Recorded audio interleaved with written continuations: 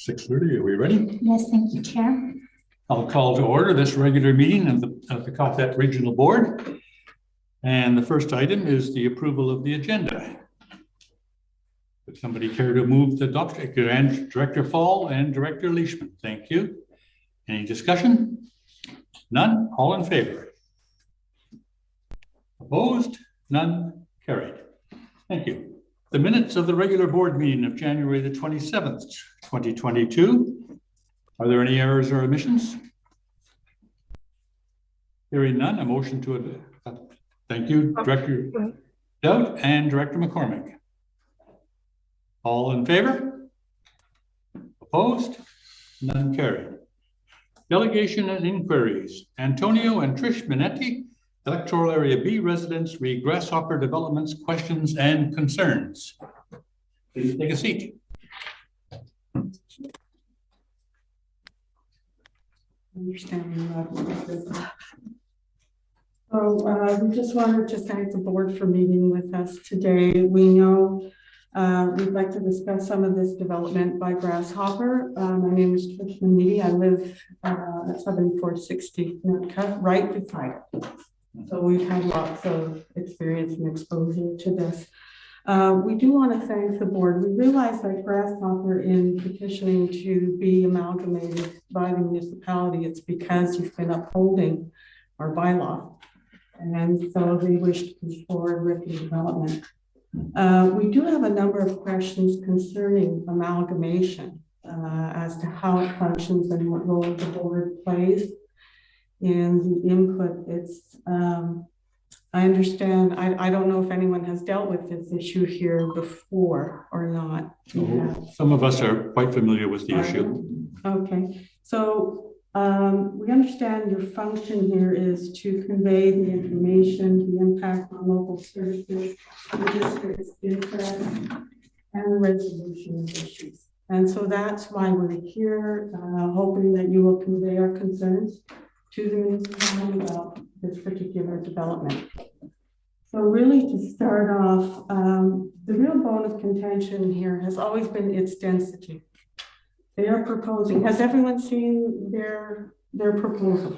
We have the letter and the proposal, and your letter. Yes. So they are proposing 240 homes on 37.7 acres, packed absolutely full, up in our little neighborhood, and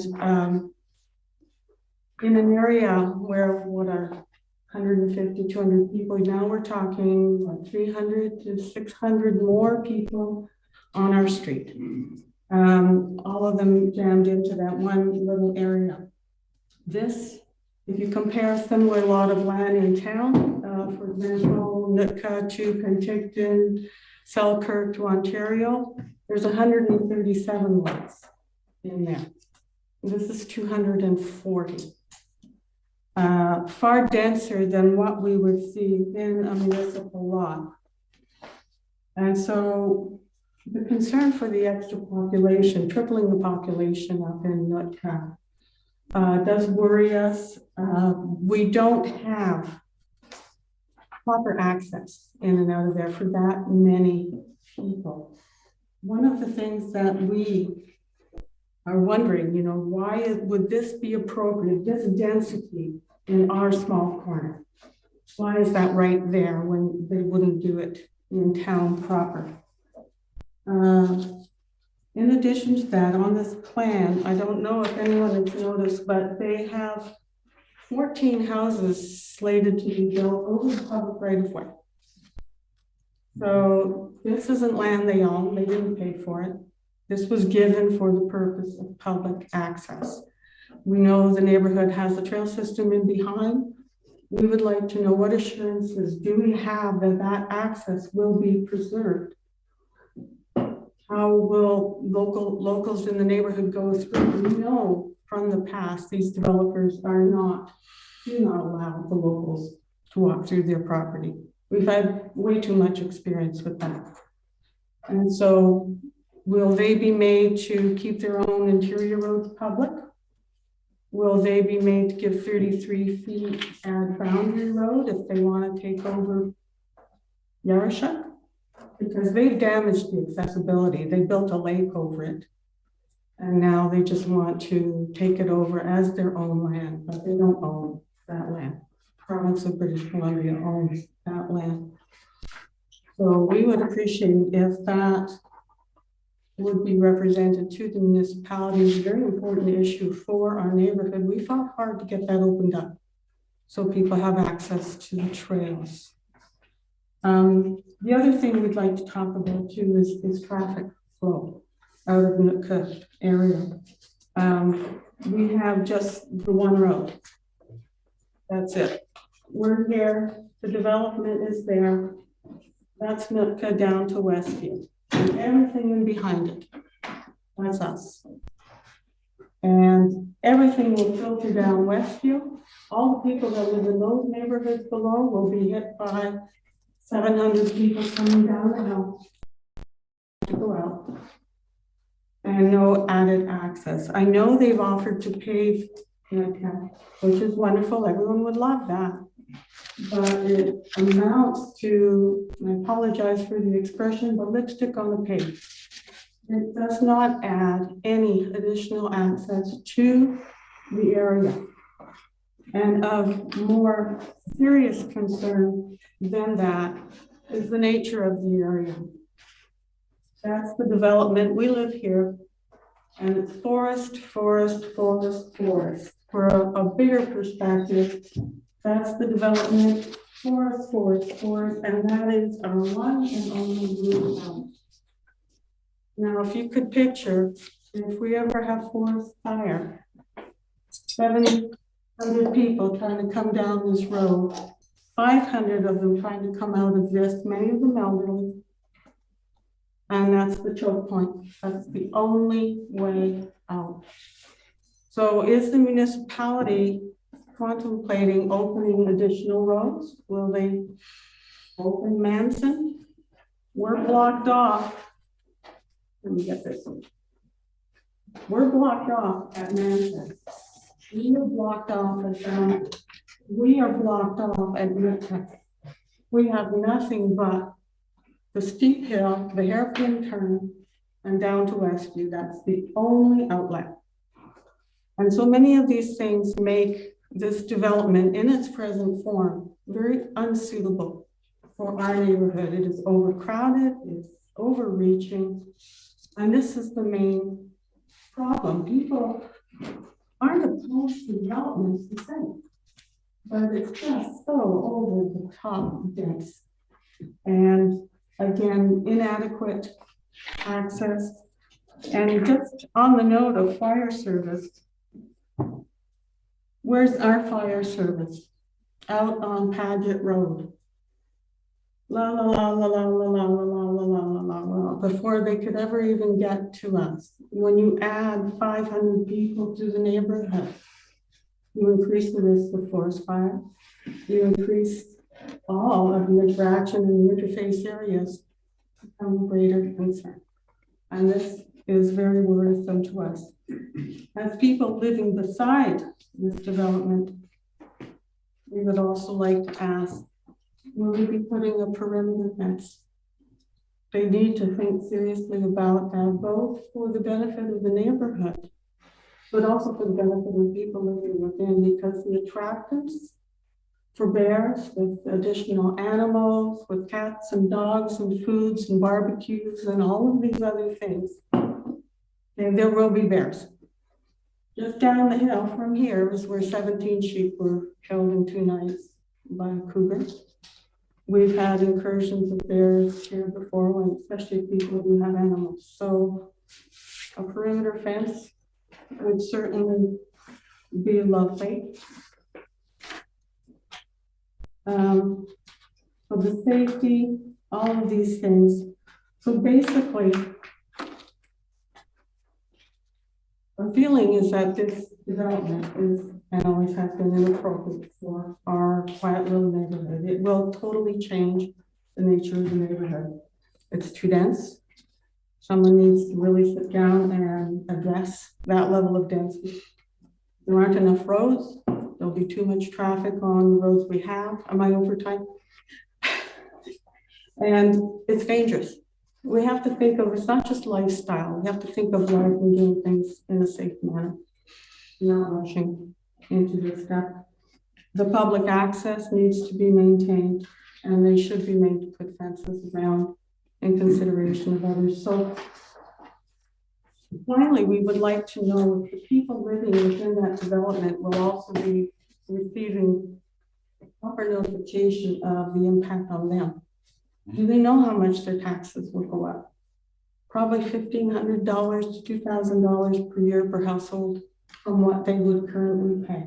If they don't know that already, they're going to find out the hard way.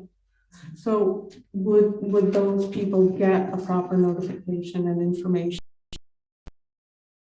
Well, basically, that's what I had to say today. Thank you. Now, don't go away. Okay. I have a comment and a question before I turn to the other directors if they have questions. Are you are probably aware that by law, the regional district does not have a veto on this. Okay. This issue will be between the mayor and council and the residents of Powell River. Okay. The way it works, we just don't get a say. So my question to you, have you been to mayor and council? Not yet, because we were directed by Daniela Ferguson to first write letters and contact our regional district first. And so that is what we have been doing, is going through proper channels as we understand it. And then of course we are going to approach the municipality with these issues. You are now free to approach the municipality because you've come to us. Okay. And that was the goal, is to bring these things out in the open and to get some guidance on how to go about this. So I'll turn to the board. Any other directors with a question or comment? I see Director Leishman. Thank you, Chair. Thank you, Ms. Mennitti. I was basically going to ask if you had been to the planning department yet at the city. A lot of the questions are really a staff, planning staff at the city could answer those questions because it's very early. Nothing's decided, nothing's happening for sure. So those questions would be best sent to, talk to the planning department, and then concerns can be directed to mayor and council for sure. But there's no decisions, or there's just been an approach at this point, as far as I know. So right. Well, Kathy Pedneault did go that route. She had contacted them, and this was the instruction we received, was to talk to the regional district. So we want proper direction on how to go about addressing these things, and that's basically what we're looking for. Okay. You know, to have the issues brought out long before decisions are made. Right. Director Gisborne had his hand up. Thank you, Chair. Thank you for coming in today. I share many of your concerns. Have you had a chance to take a look at urban containment boundaries and regional growth strategies? No, I have not. I've looked at some of the procedure for the boundary extensions and how there needs to be cooperation between the regional district and municipality on these issues. But I don't know all the specifics of it. Okay. Yeah, my understanding of regional growth strategies and urban containment boundaries, and I won't get into it really in any depth, they're designed to set lands aside to be protected from most forms of development, and they usually delineate the edge of a municipality and the beginning of rural areas. Kathy Pedneault came in to our planning committee, and item 9.1 on our agenda tonight is a motion that reads that the board approve the chair to send a letter to the city of Powell River requesting that consideration of any boundary change be postponed until such time that a collaborative regional growth strategy is developed and adopted. Is that a kind of initiative that you would support? Well, I would think that would be the route to go. Somewhere someone has to talk about how this happens. Okay. Director Doubt. Yeah. and thanks for coming. And I've read your letter and the other ones to the planning committee.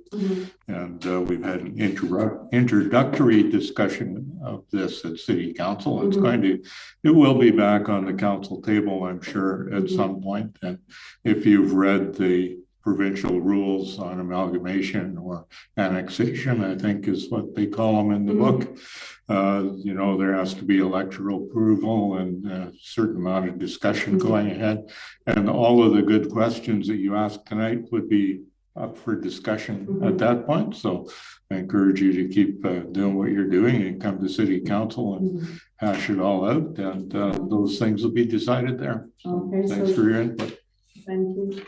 So then we should first discuss it with the city planner and then book an appointment with city council. Is that how that goes?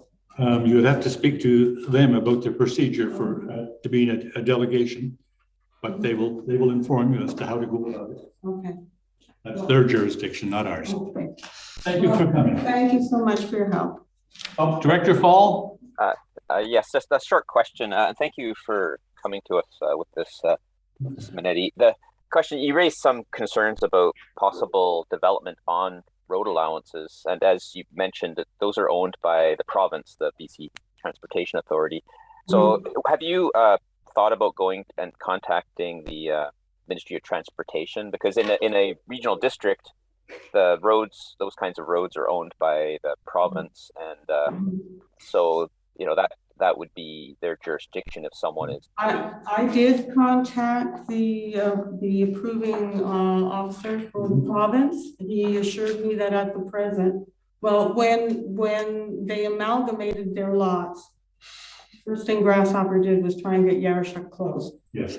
And so the approving officer said that closure of the public highway is not supported. And then they tried to get the statutory right of way closed. And he said, no, not until we fix Yarshuk. Since they built a lake over it, they would have to fix something before they get out of that one. Well. He did mention that when it becomes municipal, well, then the city has the say over what is done with the roadway. Although he did mention that BC retains the right to resume the highway if ever they wanted. So if I were a prospective home buyer, I would be a little nervous about buying land on a public right of way. You know that. Well, you know. I'd like to compliment you. You've done everything right. You've gone to the provincial approving officer. You've talked to he who knows. So thank you. Okay, we're just trying to get the information that we need. Anyway, thank you, directors. I really appreciate you hearing this today. Oh, that's the only registered delegation we have. Is there anyone else who would like to address the board? Nope, no one else. Well, then we can move on to correspondence. Dated February the 16th from Carol Herder, Lang Bay Community Club regarding outdoor lighting at Lang Bay Hall. What's the pleasure of the board? Director Render? Move receipt and that the board write a letter to BC Hydro requesting that the removal of the outdoor lighting located at 11090 Highway 101 Lang Bay Hall be reconsidered. Second. Seconded by Director Gisborne. Is there any discussion on this? Yes. Just say briefly, I mean, it's all in the letter. I think it makes sense to keep it there. BC Hydro is considering Lang Bay Hall as a private, not a residence, but a private property, I guess. And it really is anything but that. It's used for polling station and it's used for a gathering point in case of a natural disaster. So it seems sensible to have good lighting. Okay. With that, I'll call the vote. All in favor? Opposed? None? Carried. Correspondence dated February the 23rd from Liz Cookson, AVICC, regarding the resolution we put forward on funding for water improvement districts. Director Gisborne? I'll move receipt and I'll move the recommendation. Director McCormick? I'll second that. You're seconding that. We have a move of the recommendation. Okay, any discussion? None? Yep, Director McCormick. Yeah, I think using the word new makes sense, Chair. And if I thought of it, I would have probably put it in the original. But yeah, no, I think that's fine. That's great. We'll excuse your lapse. All in favor? Opposed? None carried. Okay, correspondence dated February 24th from Daniel H. Coles, Owen Bird Loft Corporation regarding the Brabazon report and proposed censure and sanctions. And what's the pleasure of the board?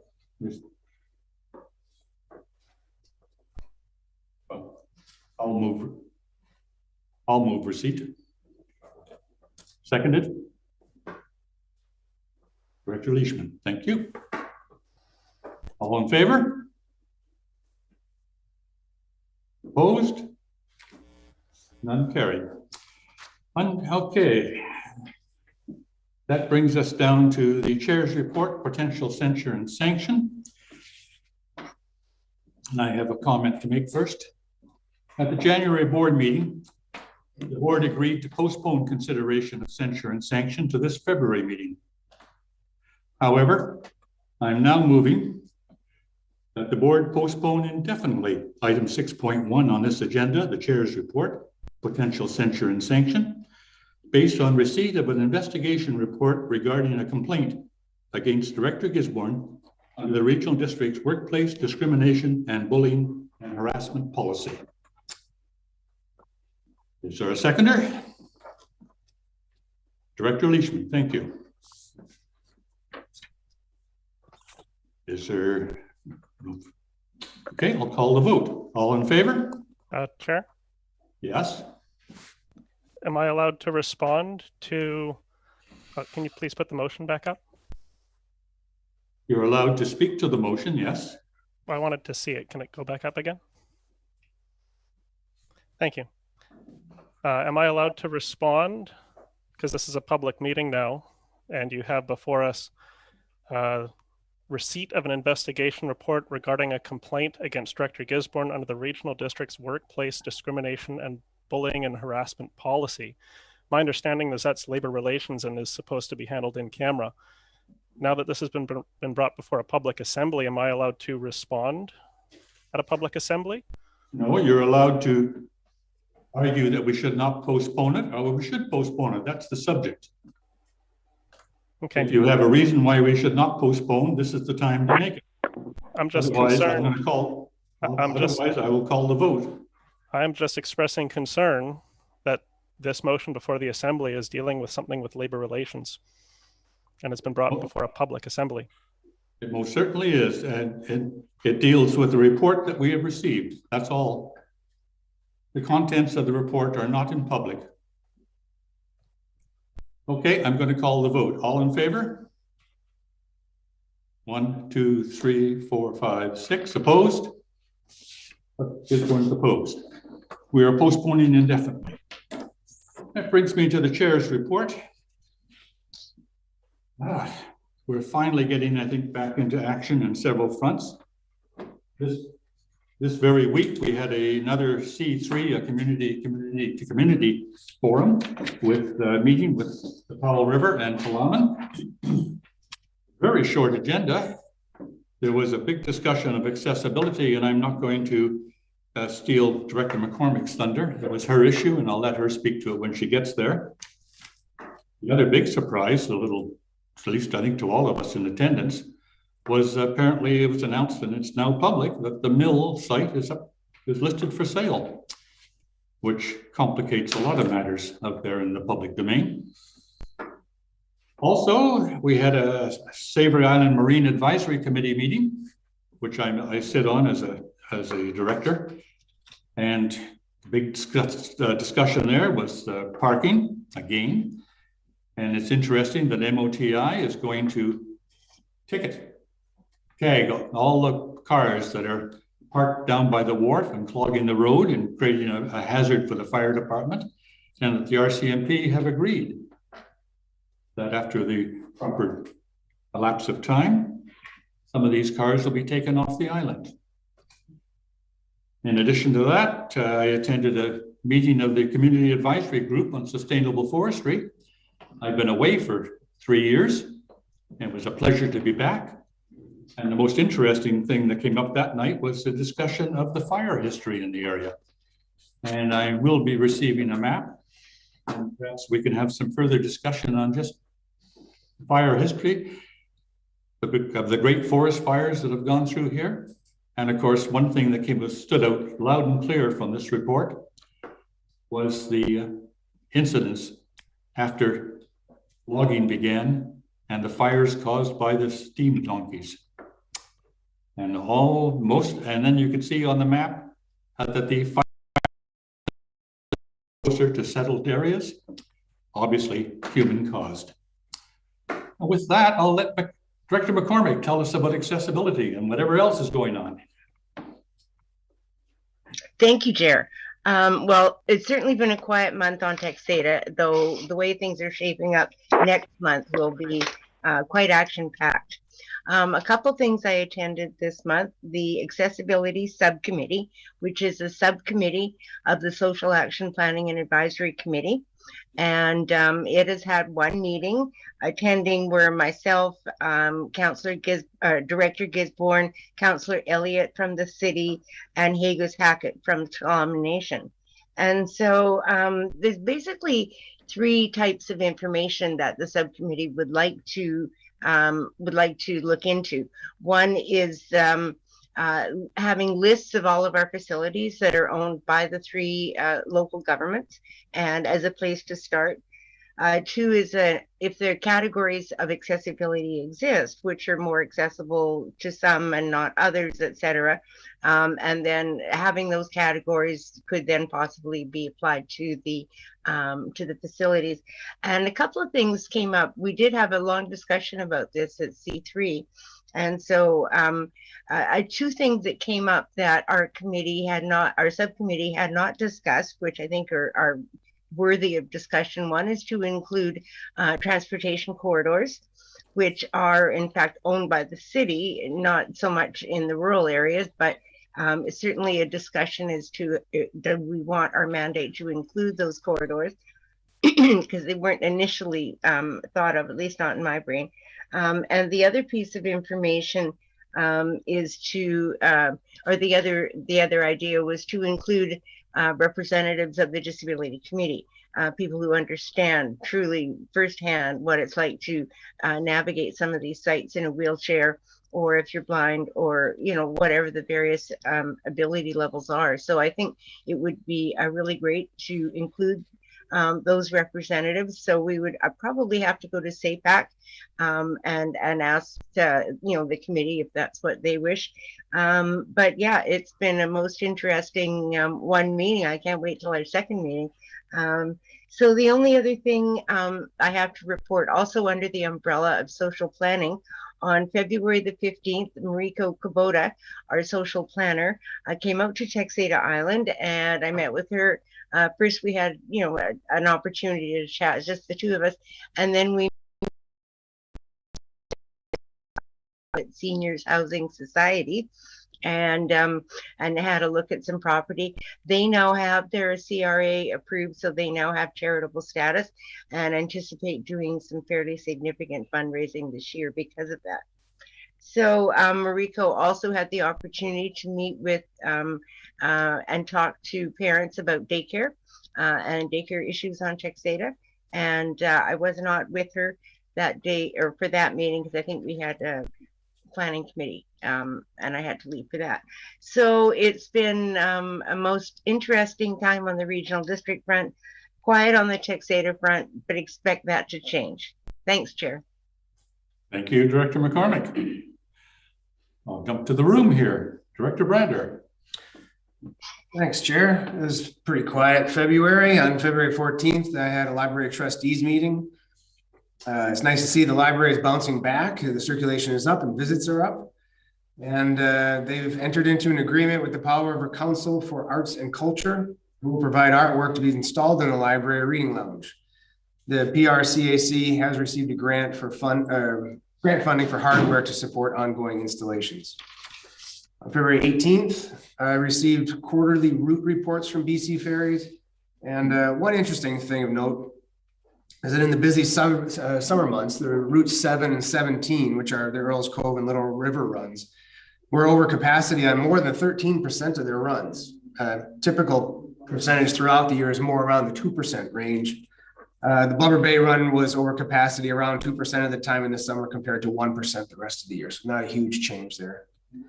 But there's obviously more people coming through here these days, which is good and bad to see, I guess. If you get left behind at Earls Cove, it's not so good. But it's nice to say Lang Bay Hall, things are starting to pick up again. Yoga has been going on for a month now, and Lang Bay Friends and cribbage are getting back on track in March. So a lot of people are, I'm sure, looking forward to that. That's it. No line dancing at Lang Bay Hall? Nah, not that I know of. That was a big deal on Savory for years. Line dancing all winter. Director Doak with a big smile on your face. I'm always happy. There was a North Island 911 directors meeting this month or last month, I guess. Now it seems like just yesterday. Interesting discussion about the roles of directors of a private corporation and the roles of directors of a government body, and what of discussion at meetings could be shared. And we had heard a legal opinion from the North Island 911 Corporation's lawyers saying that any discussions at the board of directors were private under the Corporations Act and couldn't be shared outside of the room without permission. So part of the changes to the bylaws that we adopted at that meeting were to make all of the open meeting discussions that the board has shareable with the public, so that I can come back and report what we talk about, because really is not much point of having a regional district representative there other than being able to report back. We talked about this year's budget, which is a very small increase estimated from last year's. Our share of the corporation is between 8 and 9% of the ownership of the corporation, and our call volume is right in the ballpark and is staying quite steady there. So that's my report for North Island 911. Of course, the big question on the horizon is the increase in calls this year over last year, because COVID had reduced the number of calls for fire and first responders, and there were a limited number of fire departments doing first responders last year. That changed this year, and the call volumes went up, and the challenges with ambulance dispatch and moving from ambulance dispatch to first responders are always on the board's agenda, and we're looking to try to make sure that is taken care of and doesn't result in any harm to the people who are depending on the service. So interesting times at North Island 911, and all the time in the back of our mind is the changeover to next generation 911, which is going to enable people to make an emergency call from their cell phone with video of the scene and GPS location of where they're calling from. That could be amazing in the future, but has huge communication issues at the same time. Interesting times. That's it. That's it. Okay, thank you very much. Director Fall. Thank you, Chair. If you see me popping in and out, it's because my internet's a little bit. One moment, Director Fall. Director Fall, if you could just mute your phone. Oh. Or mute your computer.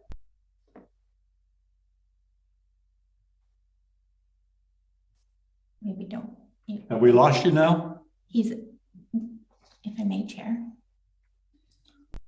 Director Fall is attending. Froze up. Okay, now I'll do this by phone because, yeah, my internet's a little bit odd, so I'll try to do it this way. So on January the 29th, I had a Vancouver Island Regional Library AGM, and it was quite a good meeting. There's a new, the chair stayed the same, but there's a new board, or new executive. February the 7th, I attended the local trust committee of the Islands Trust on Lasqueti Island. They're still working through the OCP issue and a few other issues, but they're slowly making progress. On February the 10th, our post office reopened, which was a big relief to many residents. So we have full postal services again, which is very nice. On February the 15th, I held a town hall for people virtually and went over primarily the budget and the LIVFD asset management plan and dispatch upcoming public engagement sessions. So that went really well. The public, is aware now of the state of assets report. They're aware of the big numbers in it and at least starting to think about it. And I, really made it clear that that was just the state of affairs, so that people didn't get too excited by the numbers. That they will be a survey and public engagement forthcoming, and people will be able to provide their input. And really, it's just trying to find that balance between how much we can afford, how much people want to pay, what level of service they want. They also understand the dispatch engagement will come after that, so that's good.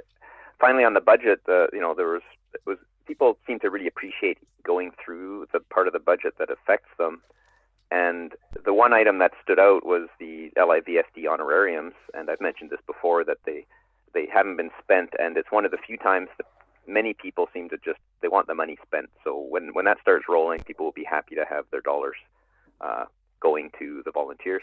And finally, on February the 17th, I was on a meeting with our CAO and the Connected Coast people, David Leach, the CAO of Strathcona Regional District, to talk about their application for funding for Lasqueti Island. Lasqueti Island, as with Savory, are both more expensive than other areas, even other rural areas. So they're kind of having a back and forth with the province on that and developing their application and trying to find that balance point. And I put them in touch with the Lasqueti Internet Access Society a bit more for on the ground details. But with that, I will leave it there, and thank you. Thank you, Director Fall. Director Leishman. Thank you, Chair. Yeah, it's been a busy time, but instead of going into detail on a whole pile of meetings, I'm going to stick with the theme of budget and just give the good news report that the provincial government did their budget yesterday. And there's great news that we were all worried about the end of the CAREP, the Climate Action Revenue Incentive Program funding. Well, the great news is they've come out with 3 times the amount of funding. So it's $76 million over 3 years, which is approximately 3 times the amount local governments have previously received for climate action. So it's good news. It's a step in the right direction. So there's money going to be coming in to help us carry on with more climate action that's really necessary to happen. So I just wanted to let everybody know in case you hadn't heard. That's all I got. Thanks. You're welcome. I think most of us have heard about the budget. Director Gisborne. Yeah, thank you, Chair. On the 9th of February, I went on a tour of the municipality's new liquid waste treatment facility, the directional drilling sites, and the Wildwood Lagoon site. They are certainly hard at work and planning for the future. I am pleased to see the effort is being put in to protect the Wellington Beach Trail network, as well as any sensitive archaeological sites in the area. Then later that day, I met with the Accessibility Subcommittee, which I believe Director McCormick has covered. On the 23rd, I attended the C3 as well, which has also been covered. The rest of the month has been very busy with a number of other pressing issues and concerns of various residents of the community. And on the 18th of February, I submitted a petition to the BC Supreme Court under Section 111 of the Community Charter. And then on the 22nd, I served notice to both Director Brander and the Regional District. Thus ends my Director's report. Thank you, Chair. Thank you. That takes us to the consent agenda. This is where you have an opportunity to pull something, or we'll take all the items under the consent agenda in one motion. Last call for pulling them.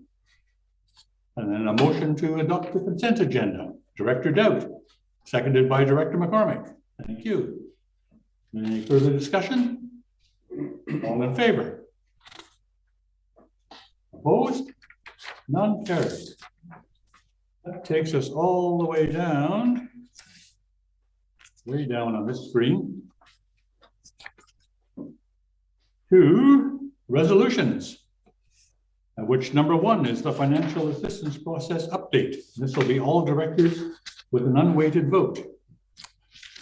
And we have a 1 and a 2, so it's 2 separate issues. Director Dout? Move recommendation number 1. Thank you. Seconded by Director Brander.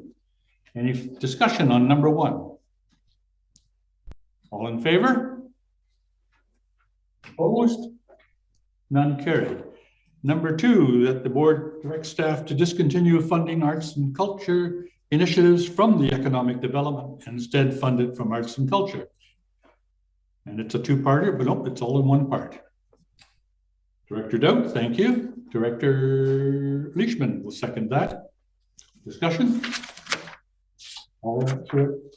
Are you anticipating Director McCormick or? No, I'm asking to speak. Oh, yes, go ahead. Okay, thank you, Chair.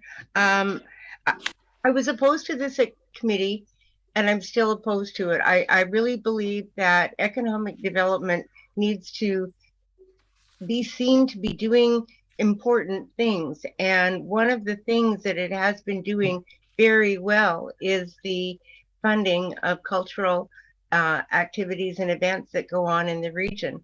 I think taking it out of there and just putting it into grant and aid, I don't know. To me, it doesn't say much about the way we prioritize economic development.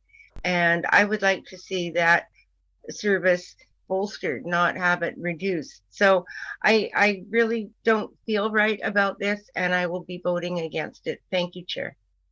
Thank you, Director McCormick. Director Gisborne. Thank you, Chair. I have a question. I see that this is all directors and it's a weighted vote. My understanding is this deals with the Economic Development Service, which has participants of areas A, C, and D, but also has Electoral Area Grants and Aid Service, which I believe is all directors unweighted. So I'm just curious, why is this all directors and a weighted vote? CAO. Corporate Officer, sorry. Thank you, Chair. This motion relocates funds from one to the other, so it feeds the budget process. So it would be a weighted vote under 210 of the Local Government Act. Okay. Thank you. Is there any further discussion? All in favor? 1, 2, 3, 4. Opposed? Directors Fall, McCormick, and Gisborne. Thank you. Carries. Next up, public hearing report for random road zoning bylaw number 572. And this is directors A, B, C, and D, unweighted. And it'll be a 2-part motion. So the first is to accept the public hearing report. Is there a move? Director Brander, thank you. Seconded by Director McCormick. Any discussion on receiving the public hearing report? All in favor? 1, 2, 3, 4. Opposed? None carried. Part 2, that the board give 3rd reading and final adoption. Douglas Bay, I'm sorry, random road. Hold on. The screen has moved down on me. That the board give 3rd reading and final adoption of random road zoning bylaw. Somebody care to move that one? Director McCormick, seconded by Director Brander. Discussion? Director Gisborne. Thank you. My understanding is the board of directors has to take into account multiple factors when making a decision. The report is only part of the puzzle. Public perception is another component. Local government elected officials have the authority to make decisions about how land will be used in the community. These decisions can affect long-term plans for the entire community as well as neighborhoods and individual properties. In order to balance these broad powers, elected officials are required to provide the opportunity for residents and other interested parties to share their views on certain types of planning and land use bylaws through a statutory public hearing process, which is what we did. I believe the regional district held a public hearing that was compliant with the legislation. However, there is growing concern among members of the public. Let me explain. The regional district conducted a Let's Talk Land Use public engagement survey. Community members expressed themselves through that public engagement process. The final report was removed from the February Planning Committee agenda and is expected to be handled in March. I believe it to be important as only 18% of Area C residents or respondents indicated support for additional land use regulations in the area. Adopting this zoning bylaw would introduce additional land use regulations into Area C. The public are expressing concern. To me, they've contacted me that they had expressed their opposition to the zoning bylaws through the survey. However, those survey results were not part of the public hearing process. This was part of my basis for opposition in November, that we should wait to hear from the broader community before proceeding with the next steps. Doing both actions simultaneously has upset members of the community that feel like they are being ignored and that their input doesn't count. I have heard that other regional districts will sometimes decide to redo a public hearing if the public is concerned about how the process was handled. I do not believe we need to make that decision tonight.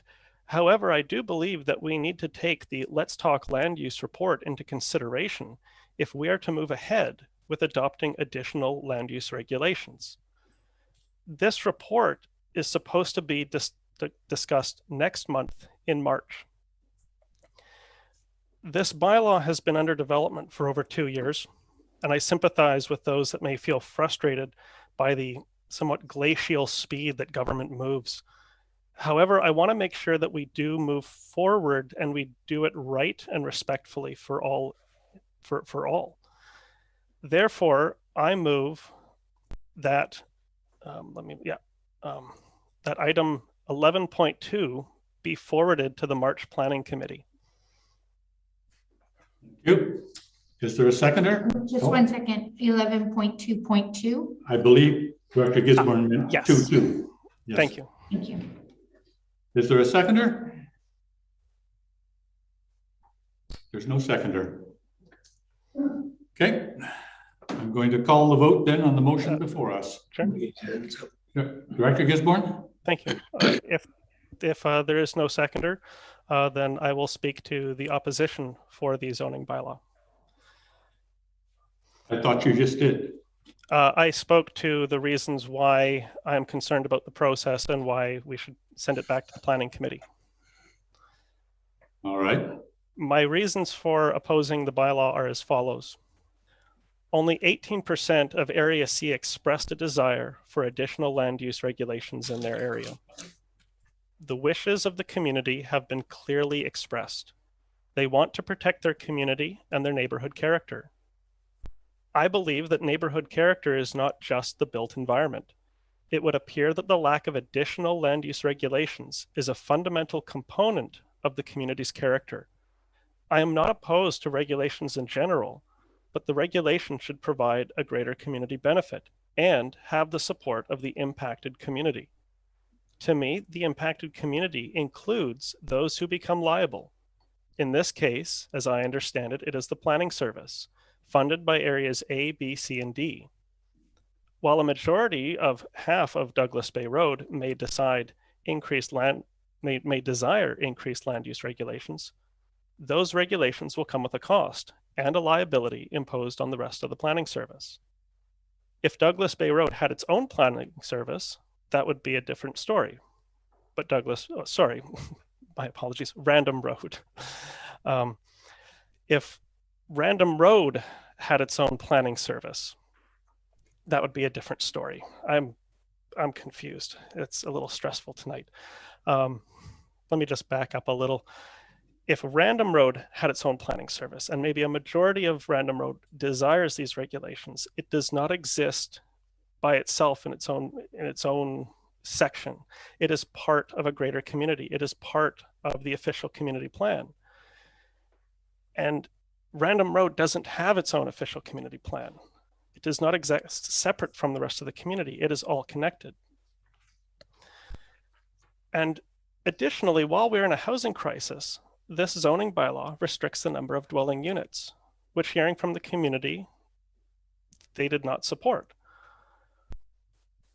I'm very concerned that preserving a neighborhood's built environment by embalming it with regulations against the will of the greater community that is impacted it's just not something I can support. Okay. Thank you, Chair. You're welcome. Any further discussion? Yes, CEO. Excuse me, through the chair, and Laura Rodden can help me if I get off track. But I think the director raised a good point regarding the greater community. However, that greater community was not involved in the boundaried area, let's say, of the petitioners who wanted to explore their zoning desires. Now, there in the greater community may have been people that lived across the road from them, or a kilometer away, or 5 kilometers, or 10 kilometers away, or maybe even across the Salish Sea. But those people that are the greater community, and as Director Gisborne is expressing, are saying that they do not want zoning or regulations, then the chances are very high that they're living in a urban area or urban area or a true rural area where their neighbors are thinking the same way. So they are in a non-regulated area. But when it came to the people that wanted to make the decision to explore their desires, those are the people that where the democracy comes in, and they are the ones that are contacted and where their representation and votes really matter in this regard. And a majority of those people in that designated boundary area wanted this. So that is why it's probably going to move forward. And those that are outside of that are going to have their share of what they call non-regulation. I am going to call the vote. All in favor? Director Gisborne? The CAO spoke of democracy. I don't believe that we've had a referendum in that area akin to the Nootka Street zoning bylaw, which was adopted by referendum. After hearing the comments of the CAO, I wonder if maybe we should take his lead and have this zoning bylaw go to referendum in the October, at the October election, just like the Nootka Street zoning bylaw did. If democracy is really the guiding factor here. Yep. With that, I will call the vote. All in favor? 1, 2, 3. Opposed? Director Gisborne's opposed. Thank you. Public hearing report for Douglas Bay Road zoning bylaw number 573. Director Brander. Chair, I live in the Douglas Bay neighborhood, so I'm going to recuse myself from the discussion. Let the record show Director Brander has recused himself from this discussion. Again, it's a board accept a public hearing report dated February the 4th, and directors A, B, C, and D. So in this case, A, B, C. I'm sorry, A, B, D. Director McCormick is moving it? Yes. I'll second it. Discussion? Director Gisborne. Yes. I believe we should postpone this zoning bylaw. Or sorry, we're just doing the public hearing. I'll hold my comments. Thank you. Thank you. I'll call the vote. All in favor?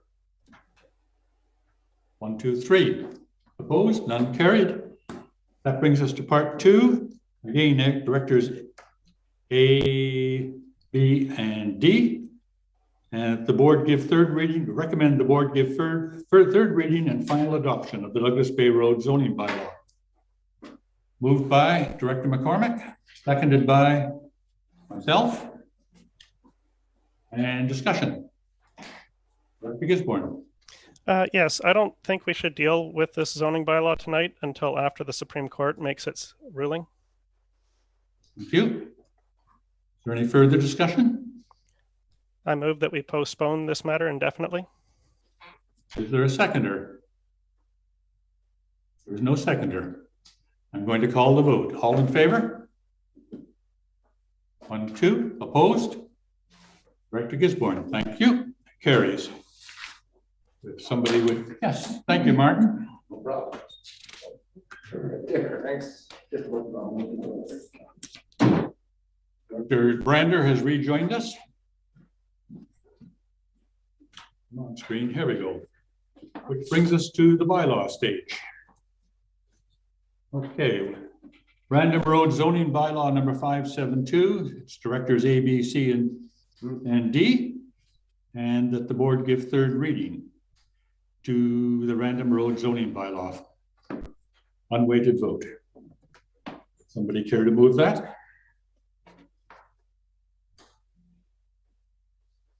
Director McCormick, thank you. Seconded by? Leah, am I looking at the wrong agenda? If I'm looking at Mine says 12.1. 12.3. What did I read? 12.1 is Oh, the I subject. see. I'm sorry. Right. Sorry. I misplaced myself on the agenda. Yes, I will move the recommendation. You will move the recommendation. Thank you. Seconded by Director Brander.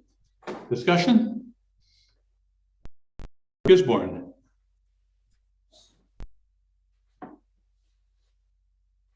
You're muted, Director. Muted, I believe. Thank you. I have expressed myself. I believe the community has expressed itself through the Let's Talk land use.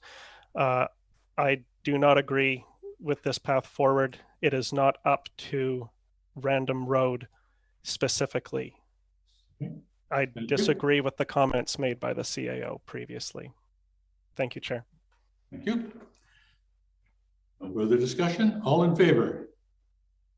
1, 2, 3, opposed?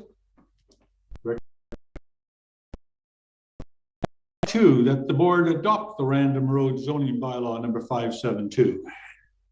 Moved by Director McCormick, seconded by Director Brander. Discussion? Director Gisborne. Well, I've heard what the community wants. There's an election in October. I stand with the community. I'm opposed. I'll call the vote. All in favor? 1, 2, 3, opposed? Director Gisborne, thank you. That takes us to Douglas Bay. Sure, I'm going to again recuse myself. Director Brander has recused himself.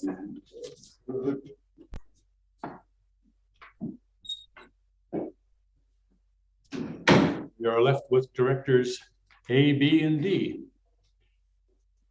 First up is 12.2.1, that the board give third reading of Douglas Road Zoning Bylaw number 573. Moved by Director McCormick, seconded by myself. Discussion? Director Gisborne. I have a question for the CAO based on the comments previously. If these zoning bylaws are up to the property owners and residents that are directly impacted, my understanding of a public hearing is that it is open to all the public, and once the public hearing is closed, we're not allowed to have members of the public that are impacted come before us as a delegation. So would members of the public who don't live in the zoning area, would they be permitted to come before the assembly or to submit their comments or input on this zoning bylaw after the public hearing, or would they still also be constrained by the rules in relation to public hearings as those who do live in the zoning bylaw area? Want to answer it, or shall I? I'll give it a shot. And through the chair, and Rodden can correct me if I'm wrong, but basically we have some rules to follow as far as process. And in that regard, we would ensure that the people directly impacted would be able to. thinks that I'm far off base on that, she can correct me. Ms. Rodden? Thank you, Chair. I concur with what Al Radke has spoken about, and I'll just emphasize that the consultation process leading up to the development of this bylaw went way beyond the requirements in the Local Government Act. We had 3 rounds of consultation, 3 public meetings, a survey, and the public hearing. And the majority of residents want this zoning bylaw to move ahead. And in fact, this bylaw responds to their request for zoning, and it is the lightest regulatory zoning bylaw you can get. It simply regulates land use in accordance with what the official community plan says. Okay. Thank you. Director Gisborne? That didn't answer my question. Would you like me to repeat it? All right. My question was, after a public hearing has concluded and closed, we are not allowed to hear any input from the individuals that are impacted. So the residents that say live in Douglas Bay. Are we able to hear input from individuals outside of Douglas Bay once the public hearing has closed? Or are they also information, like which would be the same as those who do live inside the area? Director Gisborne, they are not forbidden to do for anything. We are forbidden to hear. Ah, okay. Would we be able to hear from residents outside the impacted area after the close of the public hearing? My interpretation is no, but I'll go to Ms. Rodden for a reinforcement. Yes, Chair. After the close of the public hearing, the directors are not to hear any further public comment regarding the bylaw until it's considered for 3rd reading. Thank you. The Well, public can come to staff, but not to the elected representatives. Certainly. So I understand this. This includes, for example, the rest of Area C. What it means, Director Gisborne, is that you and I and Director McCormick and Director Brander are not to accept any comment from the public on the issue, period. Okay, thank you. That just makes me more concerned. And that then seems to make sense that the legislation is clear that it's not just up to the people impacted by the zoning bylaw, it's actually up to the greater community. So with that, I will oppose this bylaw. Thank you. With that, I'm going to call Director McCormick. Thank you. I just want to throw in a brief comment here and say that I believe it's very easy for neighborhoods to get lost in the process. You know, I came from Vancouver, where it was very easy for a neighborhood to get overlooked, lost, waylaid, whatever. The majority of the people feel this way. Well, sometimes neighborhoods feel differently. And I believe that it's important for neighborhoods to be able to come forward and bring their issues forward, even if they don't match what everyone in the broader picture is asking for. It's about an individual neighborhood.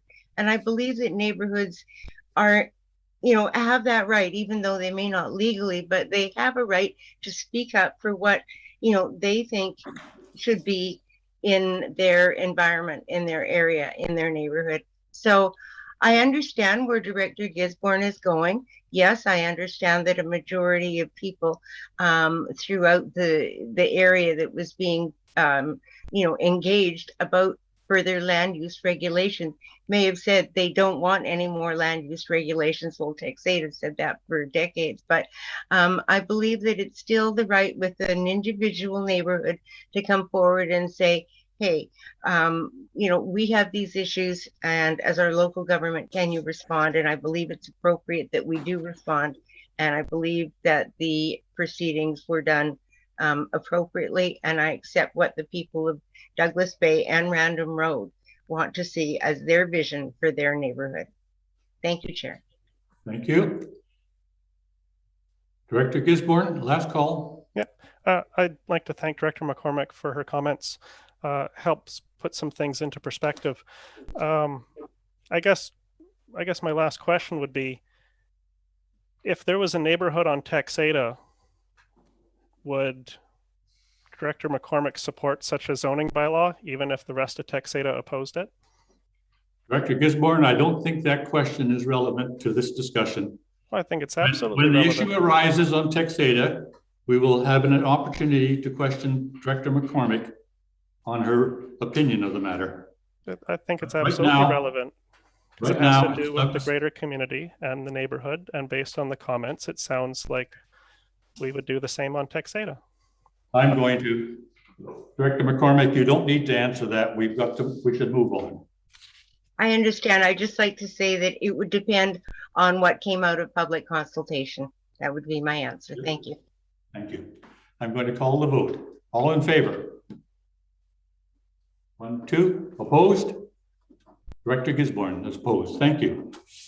With that, the bylaw is adopted. Okay. What? Chair, I believe we're on 12.2.1. Oh, I'm on, yeah, we didn't get past 12.2.1. So that'll bring us to 12.2.2. Director McCormick, are you moving that? Yes. I'm seconding it. Discussion? Hearing none. All in favor? Opposed? Opposed. Opposed. Director Gisborne. And that does clear the Douglas Bay Road zoning bylaw. Thank you, Mark. Brings us to 12.3, the Myrtle Pond zoning amendment bylaw number 426.4. And we're still with directors A, B, C, and D unweighted. I'll move the recommendation. Recommendation for third reading, Director Gisborne. Thank you. Seconded by Director McCormick. Discussion? All in favor? Opposed? None carried. Brings us down to the second part, that the board adopt the Myrtle Pond zoning amendment bylaw 426.4. I'll move the recommendation. Director Gisborne and Director McCormick. Thank you. Yes, Director Gisborne. Yeah, just a real quick comment. The Myrtle Pond zoning amendment bylaw got me thinking over the process.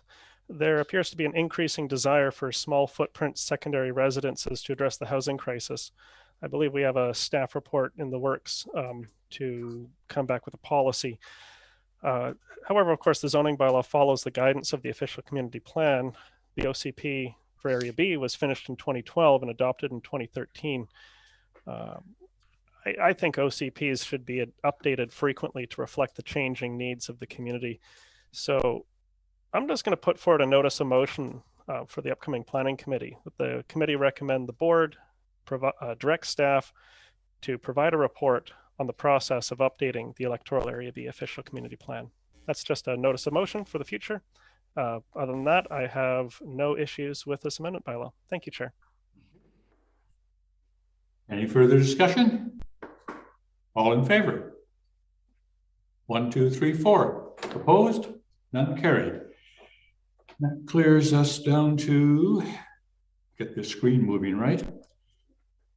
We're down to 12.4, are we? Yes, we are. Chair. 12.4, the Electoral Area B Official Community Plan Amendment bylaw number 465.8. A, B, C, D again. Moved by Director Gisborne, seconded by Director McCormick. Discussion? All in favor? Opposed? None carried.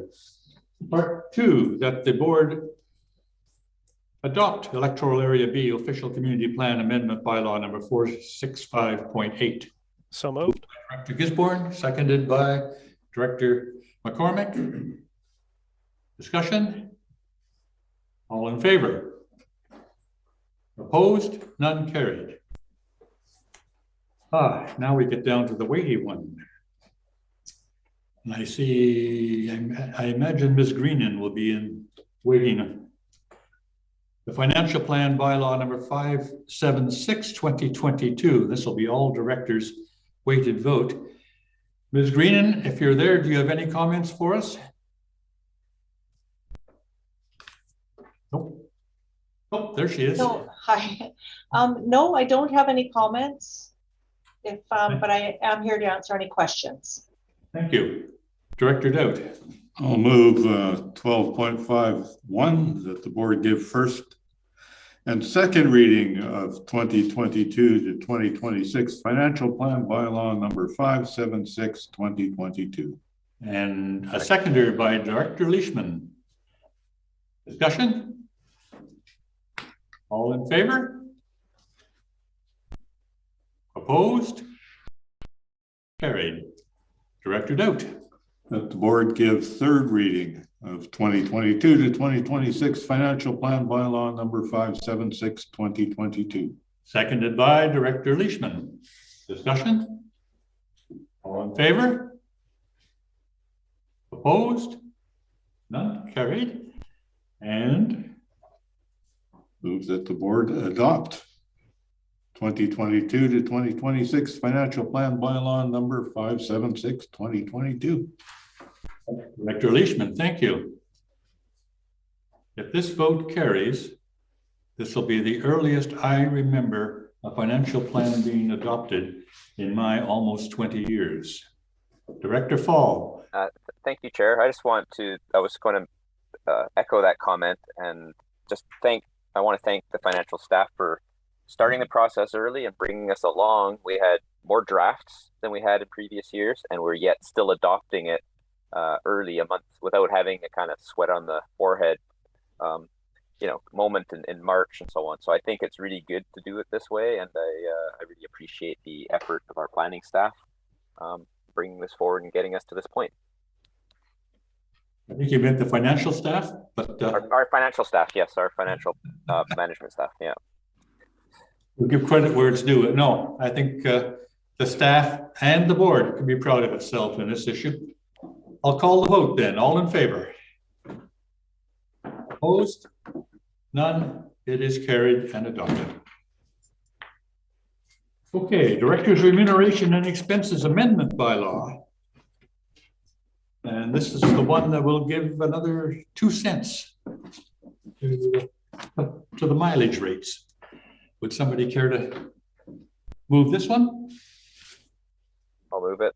First reading to amend the Director's Remuneration and Expenses Amendment Bylaw number 558.4, 2022. Thank you. First and second reading. Good. Seconded by Director Brander. Discussion? All in favor? Opposed? None carried. I move that the board give third reading of Director's Remuneration and Expenses Amendment Bylaw number 558.4, 2022.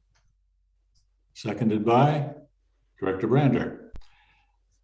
Discussion? All in favor? Opposed? None carried. I move that the board adopt Director's Remuneration and Expenses Amendment Bylaw number 558.4, 2022. Seconded by Director Brander again. Thank you. And discussion? All in favor? Opposed? None carried. Reports, Infrastructure Planning Grant, Lund Water System Feasibility, Phase 2. This will be all directors and a weighted vote, and it's one single vote for all. I'll move the recommendation or the motion before us. Thank you. And Director Dope, will you second it? Yep. Discussion? Hearing none.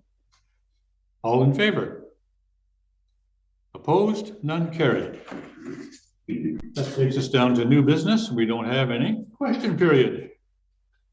Thank you, Chair. I appreciate the opportunity. First, with regard to 6.1, the Chair's report on potential censure and sanction, understanding is that the investigation report is not being released. Is that correct? I'll defer to the CAO for the answer. Excuse me, through the chair. There is an investigation report. but we do have a policy that we must follow. And I can share the policy with you tomorrow and explain how the process plays out. I would appreciate that. I thank the CAO for that. So this is an in-camera matter, is that correct? Through the chair, in the future, there's the possibility that it will be in camera, yes. Okay, I don't understand why an in-camera matter has come before an open meeting and is now an open matter, but my presumption is that the CAO's enclosure for me tomorrow will explain that. Through the chair, yes. Yeah, I thank you for the CAO for that response. With regard to item 12.5, which is the financial plan bylaw, a simple question. When is the due date for filing this? Ms. Greenan? Thank you, Chair. The due date to file it is, to have it adopted is March 31st. So you're considerably ahead of schedule then? Yes. I thank you for the response. Those were my questions, Chair. Thank you very much. Thank you, Mr. Galinsky. That brings us to the proposed closed session. Director Leishman, you're good at this. Thank you, Chair. I move that the board move in camera and that the meeting be closed to the public on the grounds that the subject matter to be considered relates to matters covered by the community charter under section 90 sub 1A, personal information about an identifiable individual who holds or is being considered for a position as an officer, employee, or agent of the regional district or another position appointed by the regional district. C, labor relations or other employee relations. G, litigation or potential litigation affecting the regional district.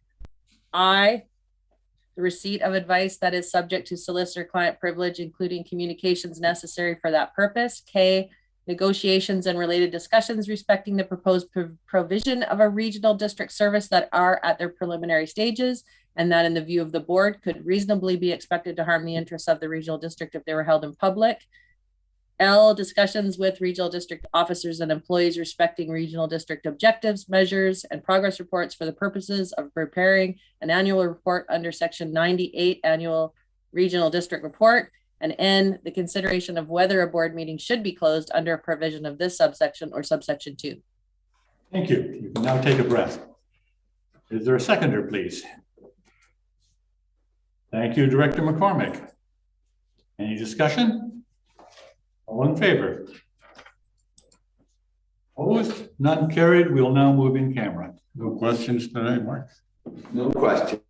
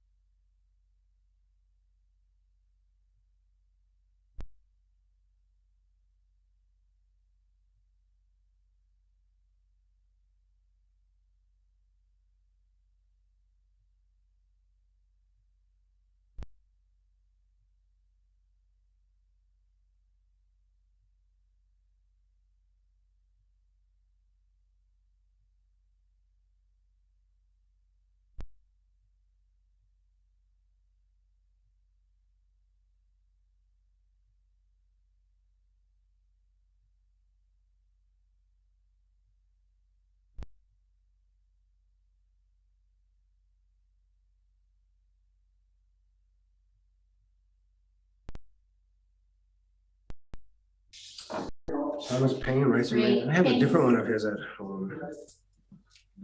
My dad gave it to me, and I never should.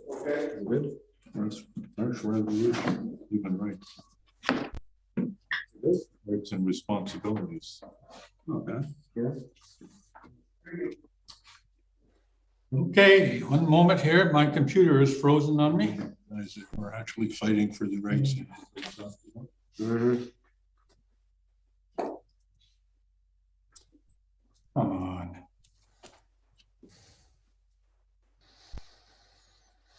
Need a paper copy. Yes, absolutely, Chair. Oh, there's back again now. Okay.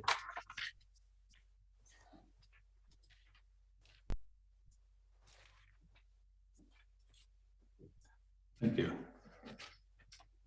The board, the regional board is back in open session and will rise and report that the board authorized execution of the CCDC 5B construction management contract for services and construction with MKM Projects Limited for the Resource Recovery Center and Waste Transfer Station project, and also authorized the Manager of Asset Management and Strategic Initiative, Melissa Howie, administration responsibilities in accordance with the contract, including the ability to accept recommended subcontractors, suppliers, and service provider. The board received advice on establishing a requisition limit for the social planning service and has chosen to not make any amendments to the social planning service establishment bylaw number 533/2018. The board reappointed Alan Rebane and Ellen DeCasamaker to the Agricultural Advisory Committee as representatives of the Powell River Farmers Agricultural Institute for 2-year terms expiring December 31st. The board reappointed Dale Reinhardt, Joseph Scott, and Peter Tuner to the Texada Airport Advisory Committee for a 3-year term ending December the 31st, 2024. And the board received the Cothet Regional District 2021 year-end safety report as information. The board received the WorkSafe BC employer report for 2021 as information. And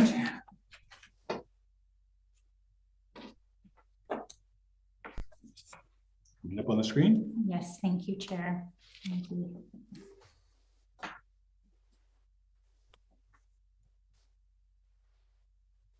Sorry, Chair.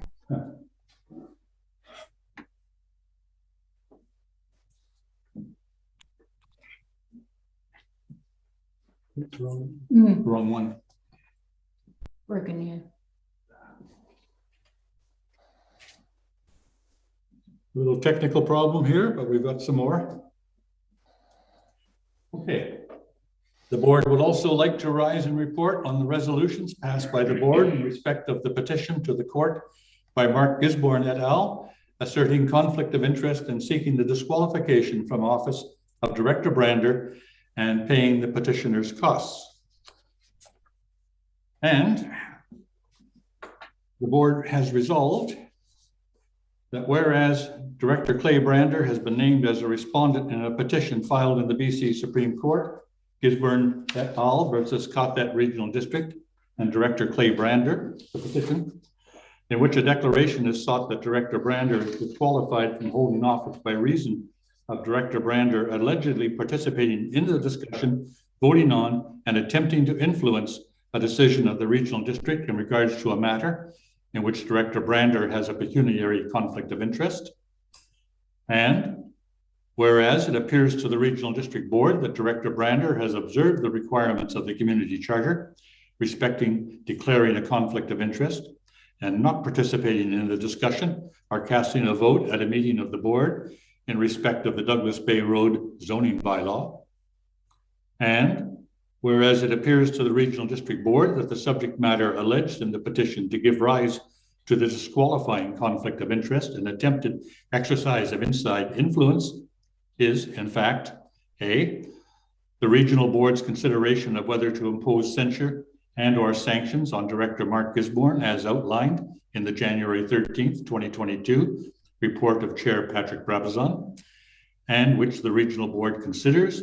B, a separate matter from the substance of the Douglas Bay Road zoning bylaw. C, a matter in which Director Brander does not have a pecuniary interest. And D, a matter that relates to the exercise of powers or performance of duties or functions for or on behalf of the regional district. The board resolves the following: to indemnify Director Clay Brander for his legal costs in responding to the petition, and to agree to joint representation of the regional district and Director Brander by Young Anderson in respect of the petition in the event that Director Brander agrees to be jointly represented by Young Anderson on the terms set out in Young Anderson's standard letter respecting joint representation. And that the regional district resolve to retain and appoint counsel to represent the Cosset Regional District to respond to the Supreme Court of British Columbia petition in Gisborne et al. Versus Cosset Regional District and Director Clay Brander, Vancouver Registry number S221380. With that, we are adjourned. Good